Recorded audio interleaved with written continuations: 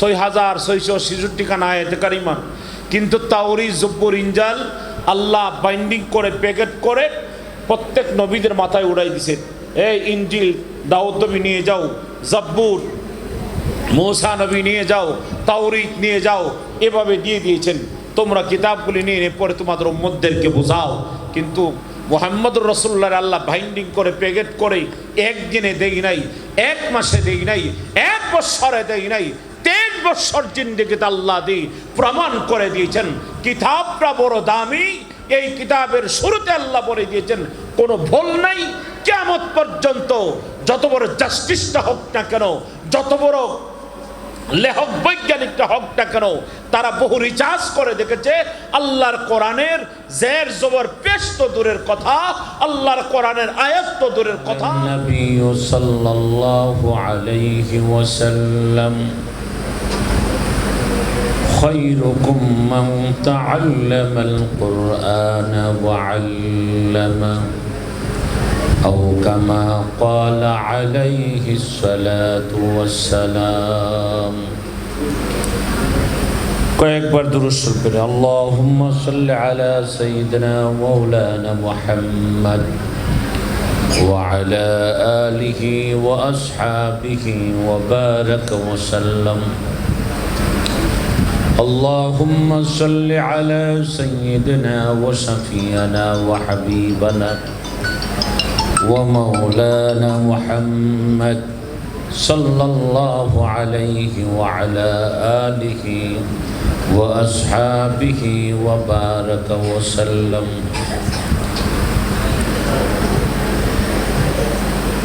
المدرسة العربية سبيل الرشاد কর্তৃক আয়োজিত মাদ্রাসার অত্যন্ত সিরাতুন নবী সাল্লাল্লাহু আলাইহি সাল্লাম ও সবক পরিবেশন অনুষ্ঠানের আজকের এই সুন্দর আয়োজনের সম্মানিত সভাপতি মুআজ্জাজ মুকাররম দিগার হযরত উলামায়ে কেরাম, বিশেষ করে আমার কচি কচি সোনামণিরার, আল্লাহ রাব্বুল আলামিনের দরবারে অসংখ্য অগণিত শুকর জ্ঞাপন করছি, যিনি আমাকে আমাদের সকলকে অত্যন্ত মহব্বত করে ভালোবেসে দ্বীনি প্রতিষ্ঠান, একটা দ্বীনি মারকাজে আসার বসার সুযোগ হয়েছে, তৌফিক হয়েছে। সেজন্য আমরা কালিমাত শুকর আদায় করছি, জোরে সোরে জোর কণ্ঠে উচ্চ আওয়াজে বলি আলহামদুলিল্লাহ। আসলে সংক্ষিপ্ত কথা, রাত্র 10:30টার উপর হয়ে গেছে। আপনারা জুমার পর থেকেই ধারাবাহিকভাবে নাসির, তারপর হাম, নাতে রাসূল, ইসলামী সঙ্গীত, গজল, বড় বড় হযরত উলামায়ে কেরামের জবান থেকে সুন্দর সুন্দর কথা শুনে আসছেন এই পর্যন্ত। এখন আমি একজন নগণ্য নালায়েক, আসলে আমার ওই রকম কোনো যোগ্যতাও নাই, এলেমও নাই, আমলও নাই। জাস্ট আপনাদের এই মাদ্রাসার প্রতিষ্ঠাতা পরিচালক, আমার অত্যন্ত আদরের, খুব স্নেহের, আমার ছেলের খুব কাছের বন্ধু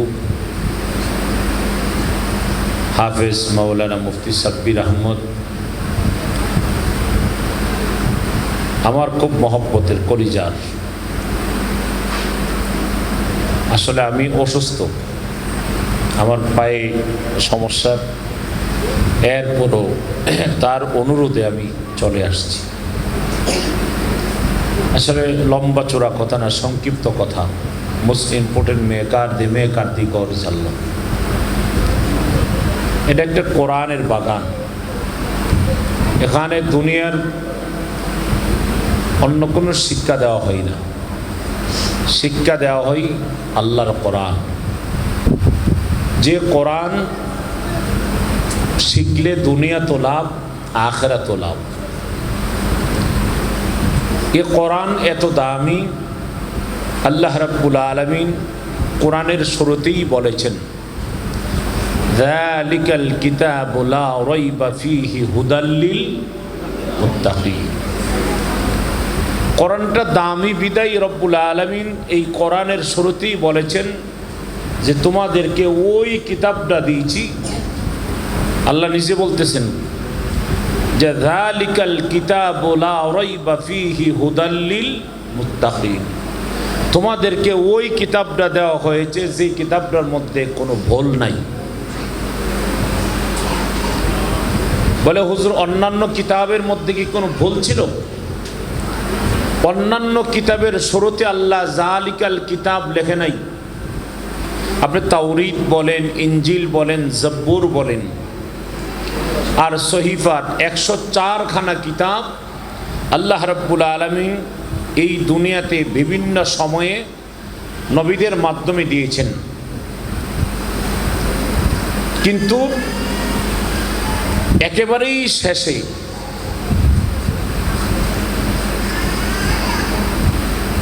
যার পর আর কোনো নবী নাই, এত বড় দামি কিতাবটা আল্লাহ তাআলা দিয়েছেন আমাদেরকে। যেই কিতাবটা নেওয়ার জন্যে আদম আলা নবী থেকে শুরু করে ঈসা নবী পর্যন্ত 2,24,000 পয়গাম্বর, মোটান্তরে 1,24,000 পয়গাম্বর আল্লাহর কাছে অ্যাপ্লিকেশন করেছেন, দরখাস্ত করেছেন। কিন্তু আল্লাহ রাব্বুল আলামিন জানিয়ে দিয়েছেন, ও আদম, ইব্রাহিম, মুসা, ঈসা, শোনো, আমি আল্লাহ রাব্বুল আলামিন আমি আমার এই দামি কোরআনটা আমার প্রিয় হাবিবে কিবরিয়া মুহাম্মদুর রাসূলুল্লাহর জন্য আমি আল্লাহ ওয়াকফ করে দিয়েছি। সুবহানাল্লাহ। হযরত আদম আলাইহিস সালাতু ওয়াস সালাম জান্নাতের ভিতর ভ্রমণে গেছেন। জান্নাতে যাওয়ার পরে আদম নবী বলে, আমি যখন সামনের দিকে বাড়ি, আল্লাহ রাব্বুল আলামিন আদমকে বললেন, আদম কেমন লাগে তোমার কাছে? আদম আলাইহিস সালাতু ওয়াস সালাম বলে, আল্লাহ তোমার এই জান্নাত তো এত সুন্দর, দেখতেই বড় সুন্দর লাগে। আদম নবী বলে, ও রব্বুল আলামিন, ওই যে সামনের দিকে দেখা যায় একটা আয়নার গ্লাস, এই গ্লাসের ভিতরে কি? আল্লাহ রাব্বুল আলামিন বলে, ও আদম, এই আয়নার গ্লাসের ভিতরে আমি আল্লাহ যত নবীদেরকে কিতাব দেব, এই কিতাবগুলি লিপিবদ্ধভাবে সাজায় রেখে দিয়েছি। আমরা শোকেসে কিতাব সাজাই না? কথা কথা বুঝিনি? আরে আমরা ঘরের মধ্যে আলমারিতে শোকেসে কিতাব সাজাই রাখি না? তো এইভাবে কিতাব সাজায় রাখছেন। তাওরীত, জব্বুর, ইনজিল, সহিফা এইভাবে সাজায় রাখছে 104 খানা কিতাব। যেটা যে মর্যাদা এটার এইভাবেই রাখছে। কিন্তু সবার উপর একটা কিতাব, এক নম্বরে যে কিতাবটা রাখছে এই কিতাবের নাম হলো আল কোরআন।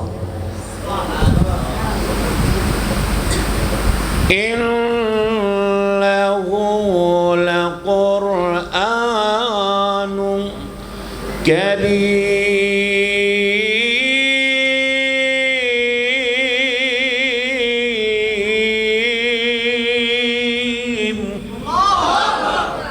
আল্লাহ বলেন এটা তো দামি।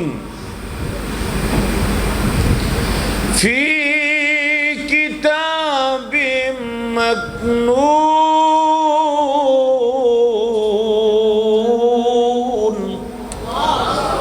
লা ইয়ামাসসুহু ইল্লাল মুতাহহারুন।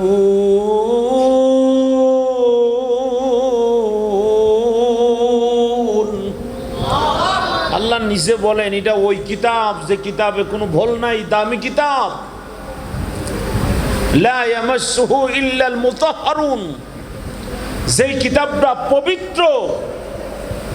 আল্লাহু আকবার। কিতাব কি? পবিত্র। কোরআন কি উজু ছাড়া ধরা যায়? এই ছাত্র ভাইয়েরা উজু ছাড়া ধরা যাব? উজু ছাড়া কোরআন পড়া যাবে যদি মুখস্থ থাকে। উজু ছাড়া কোরআন পড়া যাবে, কিন্তু উজু ছাড়া কোরআন ধরা যাবে না। লা ইয়ামাসসুহু ইল্লাল মুতাহহারুন, এটা বড় পবিত্র।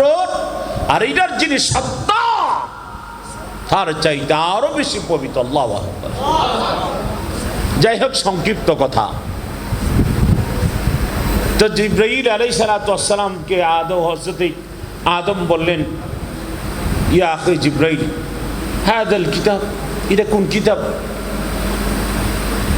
সবার উপরে যে কিতাব, কিতাবের নাম কি? বলতেছেন কিতাবের নাম হলো আল কোরআন। আদম নবী বলে, আমি কোরআন চাই। অ্যাপ্লিকেশন করলেন, কোরআন চাই। এভাবে 2,24,000 পয়গম্বর কোরআনের জন্য অ্যাপ্লিকেশন করেছেন, কোরআন চাই, কোরআন চাই। আল্লাহ বলেন, আদম তুমি কোরআন চাইতেই পারো, কিন্তু আমি আল্লাহ আমার হাবিবকে দুনিয়ার মধ্যে শেষ ভাগে যাকে প্রেরণ করেছি, দুনিয়ার শেষে যাকে প্রেরণ করেছি, উনি একজন। কয়জন? কথা বলেন না, কয়জন? মুহাম্মদ রাসূলুল্লাহ কয়জন? আমি আল্লাহ হাবিবে কিবরিয়াকে প্রেরণ করব একজন। কিতাবও রাখছি তার জন্য একটা। কিতাবও কয়টা? কোরআনের পরে কোন কিতাব আছে? বলেন না, বলেন আছে? আসবে? আর কোন কিতাব আসবে? সেজন্য আল্লাহ বলেন, অন্যান্য কিতাবগুলিও আল্লাহর কিতাব, কিতাবুল্লাহ। কিন্তু এই কিতাবগুলি যখন আসমান থেকে কোন কিতাব 1 মাসে নাজিল হয় না, 1 বছরে না। যেমন নাকি কোরআন নাজিল হয়েছে মক্কা নগরীর 13 বছর, মদিনার জিন্দিগির হলো 10 বছর। 23 বছরে কোরআন নাজিল হয়েছে 6,666 খানা আয়াতে কারিমা। কিন্তু তাওরীত, জব্বুর, ইনজিল আল্লাহ বাইন্ডিং করে, প্যাকেট করে প্রত্যেক নবীদের মাথায় উড়াই দিছে। এই ইনজিল দাউদ নবী নিয়ে যাও, জব্বুর মূসা নবী নিয়ে যাও, তাওরীত নিয়ে যাও, এভাবে দিয়ে দিয়েছেন। তোমরা কিতাবগুলি নিয়ে পরে তোমাদের উম্মতদেরকে বোঝাও। কিন্তু মুহাম্মদুর রাসূলুল্লাহ আল্লাহ বাইন্ডিং করে, প্যাকেট করে একদিনে দেই নাই, 1 মাসে দেই নাই, 1 বছরে দেই নাই, 23 বছর জিন্দেগিতে আল্লাহ দিয়ে প্রমাণ করে দিয়েছেন কিতাবটা বড় দামি। এই কিতাবের শুরুতে আল্লাহ বলে দিয়েছেন কোনো ভুল নাই। কিয়ামত পর্যন্ত যত বড় জাস্টিসটা হোক না কেন, যত বড় লেখক বৈজ্ঞানিকটা হোক না কেন, তারা বহু রিসার্চ করে দেখেছে আল্লাহর কোরআনের জের জবর পেশ তো দূরের কথা, আল্লাহর কোরআনের আয়াত তো দূরের কথা, আল্লাহর কোরআনের সূরা তো দূরের কথা, আল্লাহর কোরআনের একটা নক্তা পর্যন্ত তারা উলট পুলট করতে পারবে না। এরাই আল্লাহর ওয়াদা। কথা কোন ঠিকই নেই না? সেজন্য ওই কিতাব আমরা পড়তেছি।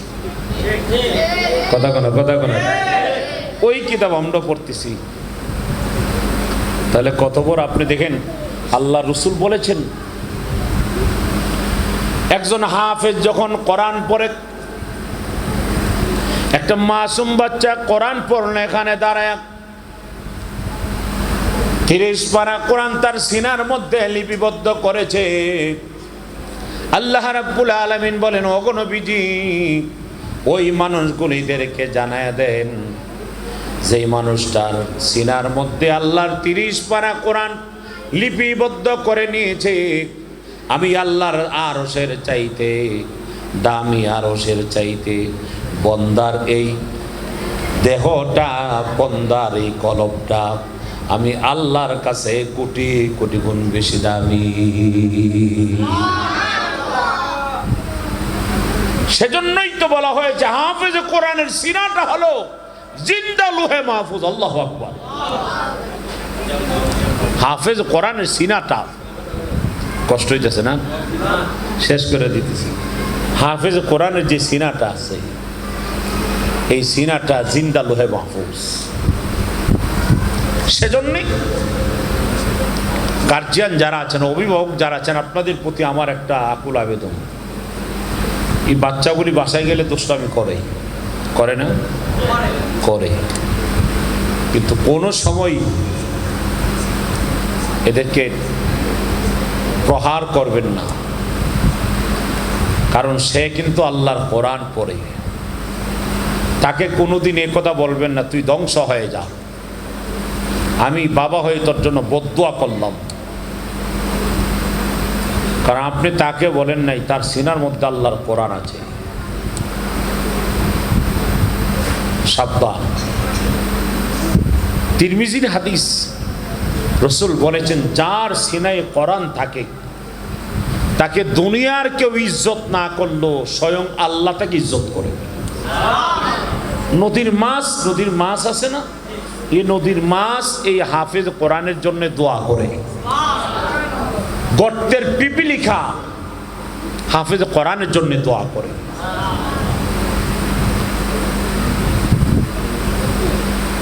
শুধু তাই না, উড়ন্ত পাখিগুলি, রাস্তার কুত্তা দেখলে আমরা কাছে যাই না দূরে যাই? কুকুর থেকে আমরা দূরে থাকি না?